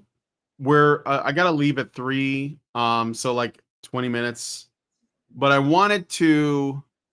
There was something that I've been obsessing about lately. I don't know if it's okay if we do like a weird kind of theme change. Sure. But okay, so like let me just give you the backstory of this. So there's this video that went viral recently of a Scottish girl, about 14 years old. Some people say 12. I think she's 14. And she is being filmed by one of the migrants that are in Scotland. And she was basically obviously scared, and she brandishes a knife and an axe. Okay, like she has an axe. Like I'm like, whoa! I thought it was cool. I actually thought it was cool because I know that like this, there's a migrant crisis in Britain, and that all of the Brits are talking about it because it makes sense. It's like an immediate, concern for them. And I shared the post of the video because I actually thought, despite the fact that I wouldn't wish this situation on anybody, especially a child, which she was, I thought it was admirable that she was sticking up for herself and that she brandished some weapons. Now, I mean, later on, she got arrested or something or got in trouble with the law because she was brandishing weapons, which I think is absolutely ridiculous. But that's not really the thing that I found interesting. What was interesting was that the conversation about this girl became all about how men weren't stepping in to save her. They were all like, where are the real men? This like immediately came out. And I was just like, what the fuck are you talking about? And it was absolutely insane to me. And I wanted to share it because my post went pretty freaking viral when I reposted a guy's comic strip. And let me show you guys, because I don't know if this is okay, Alice. If you'd rather do something else, Sure. I'm okay with that. No, it's I don't know fine. if this Let's is do it. like I'm a poop looking you don't want back to to touch see or if what. I'm actually looking back to see if my mug is actually. Let's do it. Let's do it. Okay, so this is a comic strip by SK Cartoon, who normally makes cartoons that I actually like, but here he says, and look, I get that these people are blue pilled for the most part, so I'm not like angry about it, but I think it's kind of funny. So he pins this comic strip with this girl with the Scottish flag on her shirt, so we know where she's from, and it says, "Why aren't there any men helping us?" And there's all these like hands. Britain has no men. We're on our own, and she's got her knife and her axe, and of course, it's in response to this. This is the video, right? And I thought it was wild that he shared that and said, where are the men in the UK to defend their girls?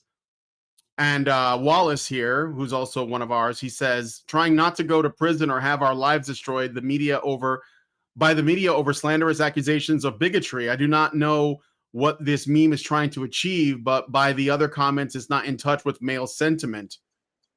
And Gigantor, who is actually Goodfella, says they're in prison because the women of the country keep voting for policies that put men in prison for speaking and staring and stuff. So like really obvious answers. And I reposted this and I said, wow, that went to blame men really fucking quick. Because like this whole situation in Europe, in the UK, is women's voting patterns. Period. Yes. Period. It's women's suicidal empathy that has put this girl in this situation. That's it. Like it's that's what it is. That's what it is. And no one wanted to hear that. I'm not sharing it with you guys. I'm sorry. Nobody wanted to hear. You were ranting, so it was good. That's okay. This is the comic strip. I'm sorry. I don't know if you guys saw it, but this SK Cartoon, and here's like this is my post. And I basically just reposted the guy, and I like his cartoons like normally, but I thought this was like ridiculous. And look, I get it. He's a blue pill guy. He still has this chivalric attitude, and I'm sorry, but we just don't live in that world anymore. We don't live in that world. And I even said at one point, I think some people had some absolutely brain dead takes about this because they took a situation that women created. Of course, the government wanted it. But that doesn't mean anything. Even if the government's all men, it doesn't mean anything because they were doing what the women mostly voted for. There were probably liberal men that voted for it too, but that's irrelevant. If the women stood by the men, and these guys in the UK, they were shouting about this for years, and they were called racist bigots for it. So now it's here. Now they're dealing with it. Now it's at their doorstep. And there was a 14-year-old girl. I don't know if you guys saw the video. I can go back to the original post. Wait, hold on. It's right here. Where she had to brandish an axe to protect herself. And I thought it was cool at the time. Because, like, yeah, here's I don't know if you guys see this, but there she is. And here she pulls the axe out. It comes out of nowhere too. And of course the migrant guy backs away, but he actually uses this footage to get her in trouble with the police by filming it. And Ridiculous. I know it is ridiculous, obviously, but like when then people come forward and they start blaming men for not teleporting to the scene and getting in the way, like what are you asking? Like, do you think that the migrant, and I even said this, do you think that the migrant would do this if there were men around, or do you think he was waiting until she was vulnerable to do it? Like, I mean, and if that is the case, that this girl was in a vulnerable position, why is that? What is the climate that you have created that men don't want to be around be around women, and in particular children? Why is that? And then you get mad when the migrants, who don't give a fuck about your like cultural norms, do whatever the fuck they want, and then you're like, oh well, where are the men at? Well, you drove them away. You put them in chains. You censored them. You sent cops to their door because they made a post on Twitter. I remember Goodfella getting in trouble with the police because he posted something on X.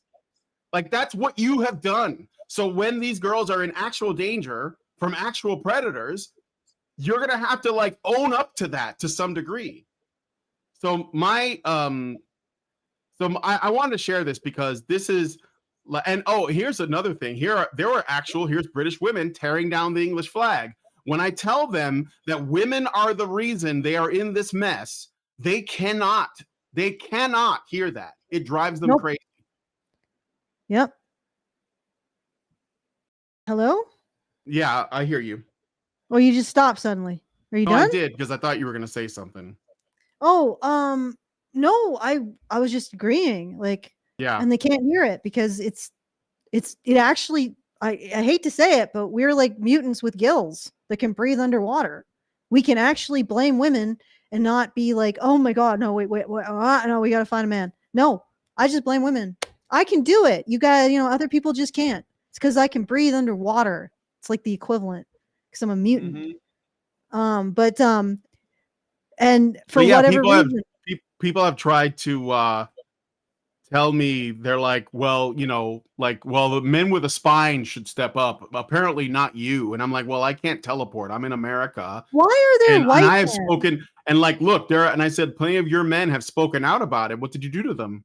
Like, when they say this is, like, that's the thing, like, your men, the men of your country are speaking out, and you are basically saying, shut up, we prefer the foreign men. And when the foreign men come in and they start like being what they are, then you start saying, oh, well, this is a man problem, obviously. Well, it's not foreign men being what they are, because most of them are just working. All right, let's be honest.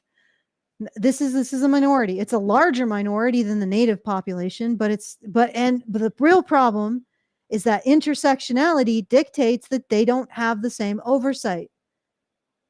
Right? It's creating a different set of due process, not just for women, but for supposedly marginalized groups like minorities. So they don't have the same oversight. That's one thing, and that is 100% women pushing intersectionality to replace the idea that people be judged by their actions. Right?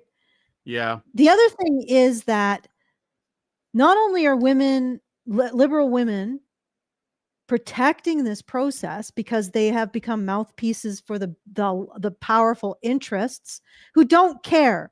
Like, they don't give a crap about people, working class or middle class people suffering because they're getting robbed or they're getting raped. And like a couple weeks ago, I don't know if you know this, Brian, there was a 60-year-old man who was raped in public in the UK. Yeah, and nobody's talking about that anymore. No, I know about that. Yeah, no, of course not. The men and women, like native men, they don't care. All they care about is their bottom line, GDP, labor, and etc. So we have liberal women caping for big government, big corporation, right? And creating the fart cloud around their activities, exploiting the little guy. And then we also have generations, and this is on all of us, right? We have generations of feminism targeting men, Western men, targeting Western men, telling them that they're not wanted, telling them that the future is female, marginalizing them and discriminating against them in education and both primary and secondary education, discriminating against them in jobs, right? So we have generations of people who have indulged, I want to use the word gynocentrism. They've indulged putting girls first, ladies first. They've indulged it for 2 generations at the expense of men, which has led to an epidemic of unemployment and quiet quitting and malaise among Western men. And why would they? Because feminism has also targeted the family. It's also targeted women wanting to be wives and mothers in order to incentivize blue collar and middle class work, right? So we've targeted all that. We've taken away men's incentives. We've taken away the recognition of men as a valuable asset to society. And we've overtly discriminated against them for generations because everybody wanted to put their goldies on a pedestal, right? We all wanted to shovel all of these so-called resources into our girls because girls matter and they always matter more. You know what boy means? It means servant. Yeah, people don't know that. Girl actually originally meant gender neutral child. Boy meant servant. And it evolved to actually mean a male child because that's what they are. That's what we see them as. I'm going to do it. And this all came to a head in the UK because generations of UK parents taught this. They inflicted it on their sons, and they're inflicting it again with this adolescence crap. They taught their sons self-hatred. They taught their sons that they're unfairly privileged by the system. And they voted in policies that actively discriminated against their sons, leading to a population of completely demotivated and dispossessed young men. But here's the big kicker, guys. You 100%, you 150%, you 200% need men's labor to run society. You can't get anywhere without it. So while you created a situation where you completely disenfranchised your native group, your native sons, and made it so that for whatever reason, you are against them doing work, you disenfranchise them, you cut them off from their jobs that they would have, you still need those jobs done, and girls aren't going to do them. So you import foreign labor. So every person, even the ones with the King's flag and the Union Jack and whatever else, every single one of you have constructed this problem. You can blame the elites, you can blame the immigrants, but you have constructed it. You were the ones who supported these policies. You did it. You UK parents did this. You constructed this problem. You made it possible or necessary to import all of these immigrants because you fucking abused your boys into a state of complete impotence. That's your fault. You can blame the elites all they want, but they're just exploiting something you did to your sons. That's all they're doing now. You did this. All of you marching against the immigration, you did this. You constructed this problem. You take responsibility for it. And you did it because you wanted to privilege your girls over your sons, and you bought into a narrative that was justice. Well, now you're reaping the fucking rewards. Reap the whirlwind, UK. You deserve it. But here's the other thing. Here is the other thing. Void Cat has come to try to soothe me because I got really pissed again. That's the other thing. But this is what's happened. And you're importing men who actually have a society that values them. They're willing to work because they got families home that need them and will say that they need them. And they got women who are interested in marrying them if they make money. That's what you're really importing. You're importing men who feel valued because you made your sons valueless. And then you complain and you make awful nonsense like adolescence, which just blames them more for your behavior towards your sons.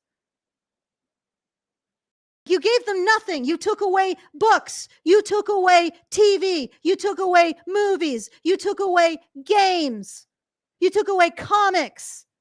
And then you were surprised that the only thing left to boys is Andrew Tate videos. This is your problem, people of the UK. And again, of course, the flashpoint is going to be there. I'm going to give you an anecdote. I was just like, when I was going through this encapsulates this. This is an anecdote, but everything I've talked about is more systemic. When I was going through the UK airport, I was in a elevator with a family from the UK. Mother, father, daughter, son. Classic, perfect arrangement, right? The daughter was throwing a fit because she wanted the son's luggage for whatever reason. Maybe she preferred the pattern on the son's luggage, or maybe it was lighter or something. She wanted to pull the son's luggage, and she was just throwing an absolute livid fit over it. And instead of telling the little shit to shove it, the UK mom said, oh, little Timmy, give up your luggage. Give it up for your sister. They passed the buck onto their son because the son is the servant, right?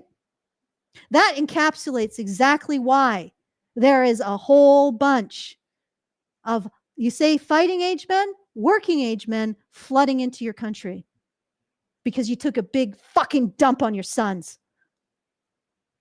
Okay. Now I've made sure that YouTube will not distribute this anywhere. Yeah, well, that's all right. So anyway, that was it. We got like 5 minutes, so I thought I would share that. It went mega viral, and Andrew Wilson even screenshotted it and shared it himself, agreeing with it. With what you said? With what I said, yeah. Oh, good for you. Yeah, it was all right. I think I took that a little deeper, though. And everybody who embraces this bullshit narrative deserves this crap. You know that. You deserve this. You've laid the foundation. You can blame the elites. You can blame the Jews. You can blame the migrants, but it's you. It's all of us. Buying into these crappy narratives, destroying our own social fabric, all because we want to privilege our daughters over our sons. That's the only reason. Yep. Because we don't give a shit about our sons. Okay. I got fired up. I guess that's yeah, okay. I see that. All right then. Let me do a poke on the voles and see if we got anything in the shoots. I know that Men did another app. I think it was a tea bag or something. No, it's not that. I don't remember, but there is another app for men. I just don't remember what it's called.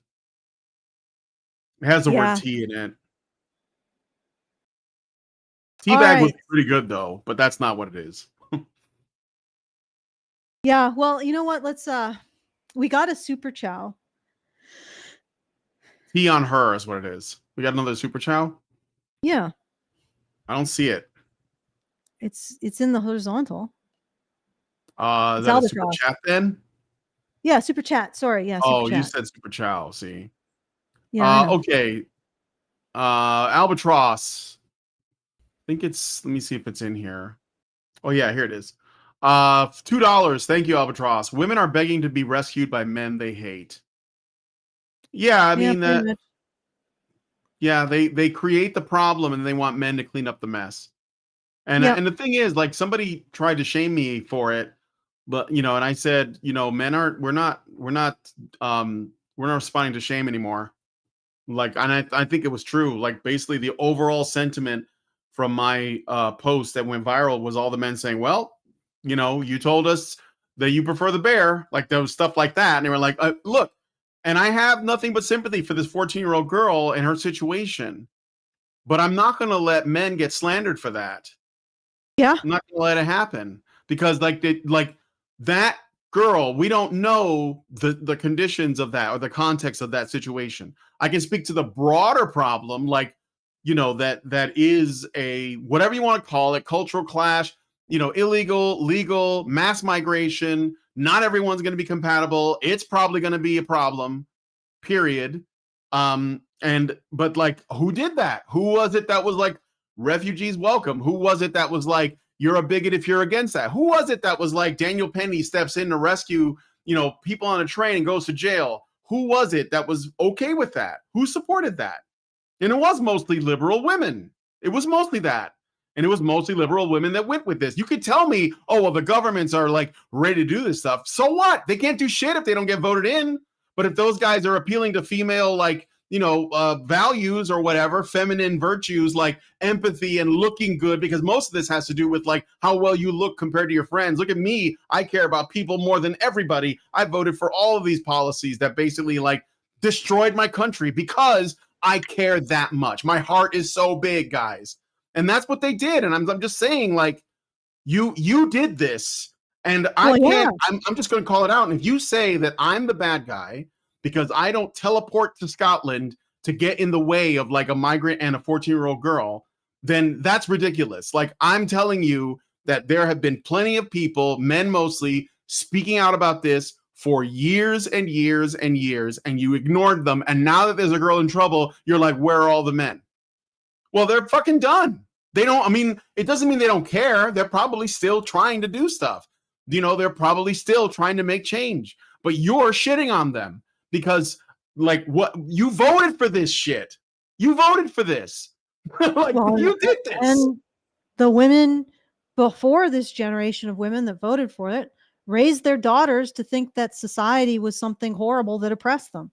Yes. So the idea of sacrificing society for the vulnerable, you basically supercharged it. All of you old boomer feminists, I guess Gen X feminists. Boomer and Gen X feminists, yeah. You made women who had absolutely no sense of responsibility to the societies that they're a part of. You destroyed the social fabric with that crappy narrative. Oh, men oppress women. Society is an effect of men's criminal actions against women. Herpaderp. What do you think is going to happen? Nobody's going to value it. Nobody's going to value our culture. Nobody's going to value our systems, or not our government systems, which no one should value, but the way that we do. Nobody's going to value the way that we do in the West if you tell a generation of girls, generations of girls, that the way we do in the West is horrible colonial patriarchal oppression. Why would they value it? They would think that they're sacrificing something bad for something good, which is what they do. They do think that. Yeah. And so, bye-bye. We fucked ourselves, and the only way to unfuck ourselves is to start from first principles. Start a community where these values hold no sway and see what you can build. But that's the only place you can start. And people are like, well, you need to appeal to women. No, I don't. I do not need to appeal to women. I need to maybe appeal to those women who understand what I'm saying and are ready to get out of their heads and start seeing themselves in service to the world, their communities, their families, their men, then seeing everything in terms of service to themselves. I do not care about the women who cannot wrap their minds around that, and I am not going to appeal to them. They can fuck off and continue to destroy their own society. All right, I got a Rumble rant from NovaFan21 who gives us $1 and says, I would play real money to see what white knight simps try to fail to protect women from their own actions. Soy boy versus migrant. Let's go. Thank you, NovaFan. Appreciate that. I don't want anything bad to happen, but I mean, like there Why are going to should be this men be who will played fall up for the between men? shaming, and there will be those that don't. And the truth is that most men are not going to. They're probably going to do the right thing, but they're not going to respond to shame anymore. So Why should this be played out between men? yeah, well, that's how it always ends up, right? Yeah, like why should this be played out between migrant men and Western men? This should be played out between Western women and women from other cultures. They should just go and have a slap fight somewhere and fix this shit. Okay, because well, actually, this doesn't even need to be some kind of Thunderdome situation, although that would be amusing. This just needs to be a situation where women in the West get their heads out of their asses in a big way. But like I said, I'm trying to find the mutants. Like I'm trying to find the mutants that are able to see past the identities that are given to them, that they get from the institutions, who are going to arrange them in such a way to maintain their power and justifications for why they are deserving of our labor while giving us nothing in return. Okay. You have to go. Yeah, I do. All right. So I will just want to remind everyone, if you want to send us a tip, you can do so at feedthebadger.com/justthetip. You can also send a message that way if you would like. You get a little more room to elaborate upon your fascinating thoughts, and we get the full benefit of whatever funds you send. So it's a win-win, but not particularly for YouTube, which is, I'm sure, one of the reasons why YouTube doesn't really give us much play. Although I see that a lot of people now watch us on X instead, which is interesting. Yeah. So thank you, all you X people. I'm so glad that Elon purchased X. So very glad. It is really good. Yeah. Maybe one day he will be truly red pilled. It's definitely He'll take the gender pill, and not the one that turns you into a woman. Okay. All right. So I think there was a previous super chow. Did you want to do that one or? Oh, the older one? I could. Yeah. The one good man gives us $5 and says, have you seen the Freedom Tune sketch where the Dems have a focus group and think it's the messaging about the ball kicking machine? Makes sense if you see it, I promise. Yeah, I don't think that person's watching right now, but that's an old one. I did see it though. Yeah. Yes, we saw it, and it is on point. It is 100% on point. The problem isn't the migrants. The problem isn't the Jews. The problem isn't all of this other stuff. The problem is the ball kicking machine, UK. You got to stop putting your boys on the ball kicking machine. And all right. Yeah. Yeah, just do that. Just stop. See if things improve. Okay. All right, go ahead, Brian. Take it away. All right. Oh, or should I do the meetup stuff? No, we look, go to the meetup. It's in 2 weeks, and try to be there. All right. Calgary, Alberta, September 13th. Go to the website. You'll see the details there. feedthebadger.com/events. Okay. So thanks guys for coming on the show. If you guys like this video, please hit like, subscribe if you're not already subscribed, hit the bell for notifications, leave me a comment, let me know what you guys think about what we talked about on the show today. And if you're not following me on Badger Arcade, you should. That's at Badger Arcade on X. Please share the video because sharing is caring. Thank you guys so much for coming on today's episode of Maintaining Frame, and we'll talk to you guys in the men's right activists are machines, dude. Okay, they are literal machines. They are talking point machines. They are impossible to fucking deal with, especially if you have like a couple dudes who have good memory on top of that too. Holy shit, you're fucked.